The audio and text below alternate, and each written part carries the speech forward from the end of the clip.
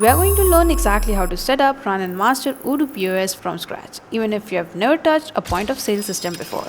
Let's be for real, setting up retail or checkout system can be overwhelming, but Odoo makes it surprisingly simple. By the end, you'll know how to add products, handle complex variation, process fast checkouts, and close out your register at the end of the day. So let's begin. Just search for Odoo POS in your Google or any browser. Click on the first link that you'll see, which will be odoo.com/app/point of sale shop. Up next, you need to create an account, so click on the Start Now Free button. And here's where you'll have to fill out all these details like your first name, last name, company name, email, phone number, size of the company, and the primary interest of where you want to use this point of sale. So I'm going to fill out all these details and then click on the Start Now button to start the free trial with your account. Once that's done, you'll be ending up in this screen right here. So now in the dashboard, you'll see a lot of different application, but here we need to select point of sale because that's what we're trying to use. And before that, make sure that you activate your email by going to your inbox. There will be an activation link in your inbox. So click on POS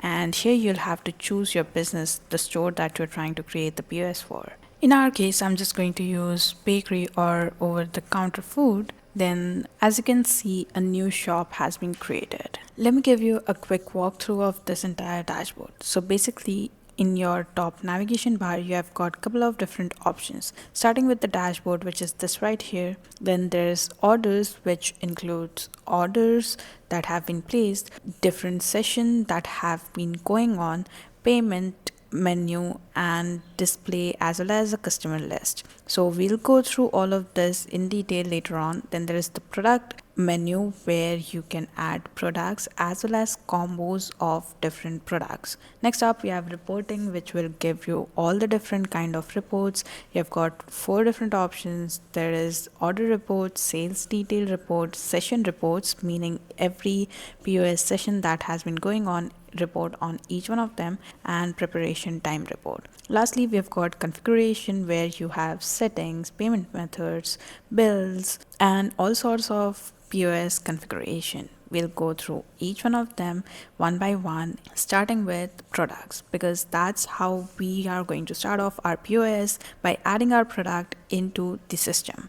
So click on products, go to the products option, and here's where you're going to create your new products. So click on new, and then you can go right ahead, fill in all the details about your product. For our sweet shop, I'm going to create a product called Choco Chip Cookie. Then you gotta select what kind of product is it. Is it a product, a service, or a combo? So right now it's just a goods. Then you can even select whether or not you want to track the inventory of this particular product, which we are going to do. And right next to it, you can enter in the amount of products that you have available. We have got 10 of them. Next up, you have sales as well as purchase details if you'd like to add it into your POS. Otherwise, you can turn it off by unselecting both of these, but still you'd have to add in the sales price, which is the price of the product, and then there's the cost price, which is the price at which you're getting the product sourced. So I've added both of them. Next up, in the category, you've got foods and reference as well as barcode. If your product has both of these, you can add in those things as well, but for now I'm just going to leave it blank. Next up, you can upload the image of your product by clicking on this edit button over here, and then either uploading the image using this button or adding a URL. I'm just going to upload an image. There we have our entire product saved. Now to make sure that it's saved, you can click on the save manually button, otherwise it is saved automatically as well. As for the inventory, you can go up to the inventory option, and here you can add in additional details like how many kgs of the product do you have, what's the volume, etc. And if you have your sales and purchases turned on, you'll have the sales option where you can add description of sales order, invoices, etc. Now once all the changes have been made, go back to products, and here you'll see your product right here. These are a few default products. Now, if you have a list of products that you don't want to add one by one, you can even import your CSV and all your products will be included. So go to settings, click on import, and then upload a file which has a list of your products. Like right now, I've got this file right here, and as you can see, there are different columns in the file. Let me just show you the file first. Okay, so here's what the Excel looks like. It's pretty simple, it's pretty neat. You've got different columns like POS sequence, which is the serial number of the product. Then there is the name of the product, any the references if there are. There's the price, the cost, the quality, the quantity, basically all the fields that we just filled out in the form in a different format. That's it. So once I upload the document, you'll see all the columns that we just listed and how they are going to be, what field are they going to take over, being selected over here automatically.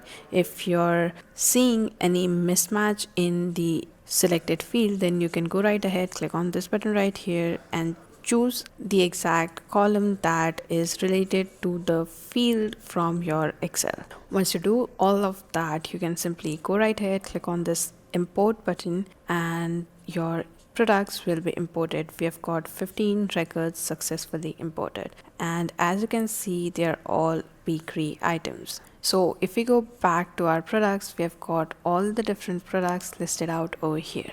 Now that's how you add your new products as well as can import your products. If you want, you can also export your products by going to the same settings, clicking on export, and it will create a spreadsheet for you. You have to select whether you want to export it in a CSV format or an Excel format. Now that our products have been added, let's go back to our dashboard and open register so that we can see or take a glimpse of how actually it works, and then it will give us better idea on the different features that we are about to look into, which are orders, reporting, configuration, etc. So simply click on open register, which will take you to this screen right here. You can add in your opening cash if you'd like, but I'm going to just keep it 0, and then if you want, you can just add in all the details of what kind of cash you have right now. You can do that as well, and click on open register and it will be started. So this is basically a virtual simulation of how the counter register would look like. And check this out, you've got all your different products over here. Right now I just imported my products, that's why they don't have images, but if I select any of the products, it will be added to the order. Now you can select the number of quantity that the customer is taking, like I want 2 whole breads, then there's this cheese croissant and an apple pie. So I've got my total over here, and then if you switch to orders, you'll see all the active orders that have been going on. So we've got this register over here which is 101, and similarly we can open another register which has different order like this, and then in our orders tab we can see all the ongoing orders with the ID of the register, the order list right over here. So in our register, once we have made the order, we are going to click on payments, and then there will be the options for payments. Right now there is just card, and if I click on that, it is simulating that the order has been paid. If I click on invoice, that means it will give or create an invoice for the same, for which I'll have to select a customer. It can be either of these. This is the customer that I'm choosing to create an invoice for, and then I'm going to click on validate option, meaning the amount has been paid. So like I said, it's a simulation. So now I got my invoice printed, so all I need to do is save it, and then I can show you that what it looks like. So this is the invoice that I've got my order description, and that's it, the total amount paid, etc. Now you even have 2 options, either to print or to send the receipt. Once you're done with that, you are good to go. So that's basically your POS simulation, your online POS front end. And you can even add new products from this button right here. You can create a product. It's similar to what we did in the back end, and then you can even switch to light mode. Lastly, you can close register from over here. So it will show you the amount that you are closing on, and then you can simply go right ahead, close the register. To go back to your backend, click on backend, and now back in our dashboard, I created the second bakery shop as well. So let's take a look at the orders, sessions, and payments to understand what exactly has been going on. So right in our orders section, you'll see each and every order that have been placed, the receipt number, the customer if there is an invoice generated, and the employee that was working on that particular order, along with the total bill. Each and every page in POS lets you export the data using the setting button on top. Click on export and it will create a CSV for you. Taking a look at the sessions, it will show you every time you are opening the register.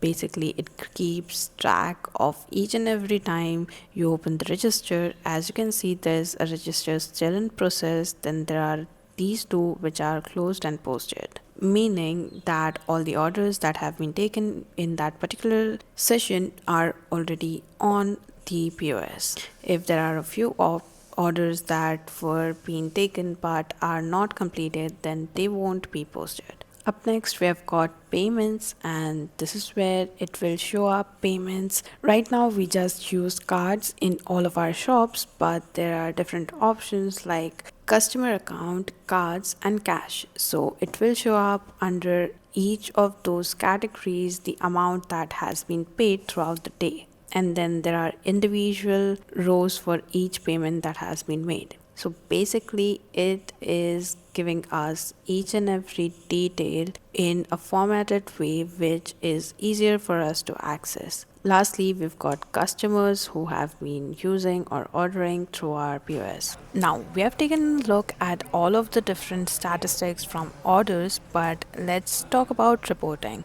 If you go to the reporting tab, click on orders, you'll see a chart of your orders, and there are a couple of different modes to switch from one chart to another. The default is a bar chart. You can choose a line chart, which shows the order chart bifurcated by the categories. You can change that on by selecting this category right over here and choosing what you actually want to show in your charts. You can use average price, product quantity, etc., etc. Then there's another option which is the pie chart, which shows you the details on order by again the category. So that's your order analysis. Next up, you have the sales details, where you need to select the starting date as well as the ending date. For now, I'm just going to select today as the starting as well as the ending date because we have just literally created the account. So it shows the closing balance of both the shops, and you can literally go right ahead, click on this print button to print out the sales report directly. Now, up next, we have got our session report, which will show us the report of each and every session, meaning each and every register that took an order. So all you need to do is select the session ID, and then you can simply go ahead, print it by clicking on this print button. It will show up entire record of that specific session. But before printing, you can even customize the layout of the document, like change the tables, the layout, text, logo, colors, etc. Lastly, we have got configuration, where there's an important thing, which are the settings. You have got different settings for POS, and then there are the general setting as well. So you need to select the shop which you want to configure, and then there are different options that you can check out. First off, there's the payment method, where you can add or remove any of the payment methods. Right now there are 3 default payment methods. If you want, you can go ahead, create some new ones as well. All you need to do is click on new, name the payment method, select whether or not it is an online payment or not. Then you have to select whether or not it has to identify the customer, because if it does identify the customer, then you have to select select the customer name from the screen itself. Again, the process is similar. To save it, click on this cloud button right here, and that's it. Next setting that's worth your time is the pricing settings. Here, if you turn on flexible price list, then you can now create multiple prices per product and then even add discounts, making it more appealing for the users. Lastly, for bills and receipts, you can turn on automatic receipt printing so that a receipt would be generated as soon as the customer pays. Also, in the payment terminal settings, you can turn on any of the external payment connection that you are accepting payments from, like there's Stripe, Razorpay, Tyro, etc. Other than these, there are a couple of different settings that you can take a look at if you want to go into more details. Also, in your configuration, if you go to the POS product categories, you can add new product categories, select their colors, and then categorize your products like that. And if you're wondering what these categories are, let me just show it to you in our front end. Okay, so check this out. This is the POS display panel and these are the categories. So if I click on any of the categories, only the items that are included in that category will be filtered out. And this is what the category configuration does. So that's basically how you set up your POS backend and use it for your customer services. Hope this helped, and I'll see you in the next one.